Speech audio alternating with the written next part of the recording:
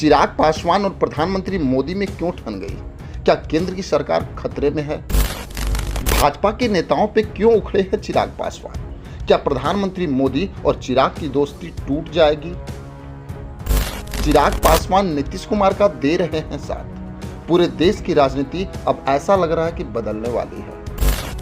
भारत सरकार में केंद्रीय मंत्री और लोजपा के राष्ट्रीय अध्यक्ष चिराग पासवान एक बार फिर से सुर्खियों में आ गए हैं।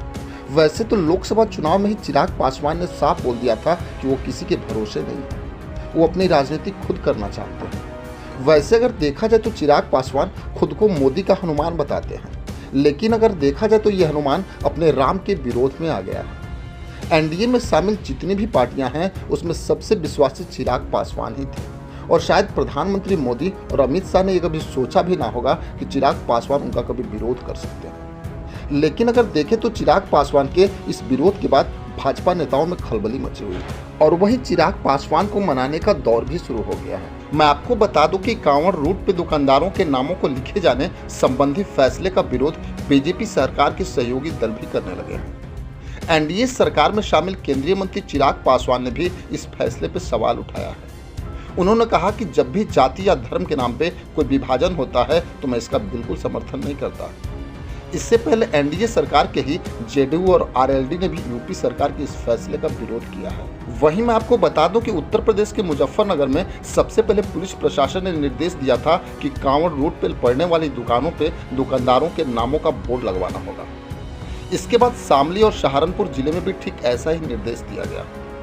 इसके चलते सपा, बसपा और कांग्रेस जैसी विपक्षी दलों ने इसका विरोध भी जताया था। वहीं उत्तर प्रदेश के पूर्व मुख्यमंत्री अखिलेश यादव ने बीजेपी को सामाजिक सद्भाव का दुश्मन करार दिया। वहीं मायावती ने भी इस आदेश को वापस लेने की मांग तक कर दी। पुलिस प्रशासन के आदेश के बाद सीएम योगी आदित्यनाथ ने भी कहा कि प्रदेश भर में कांवड़ रोड पर खाने पीने की दुकानों के मालिक का नाम और पहचान लिखना होगा।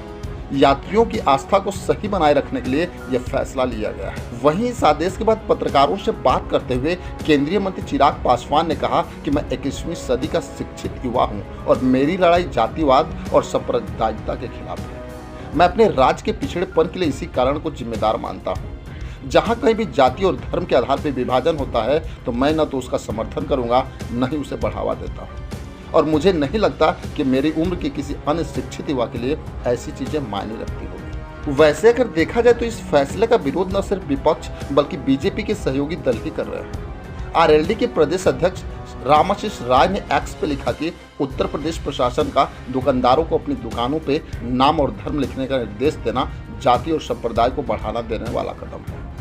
उन्होंने इस निर्देश को वापस लेने की मांग भी कर दी। वहीं जेडीयू प्रवक्ता केसी त्यागी ने भी कहा कि सांप्रदायिक विभाजन पैदा करने वाला कोई भी आदेश नहीं जारी किया जाना चाहिए।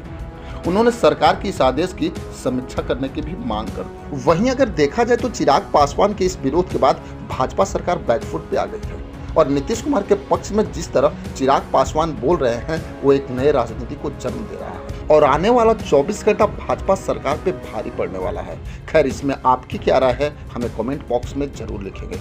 बस आज के लिए इतना ही, फिर मिलेंगे। जय हिंद।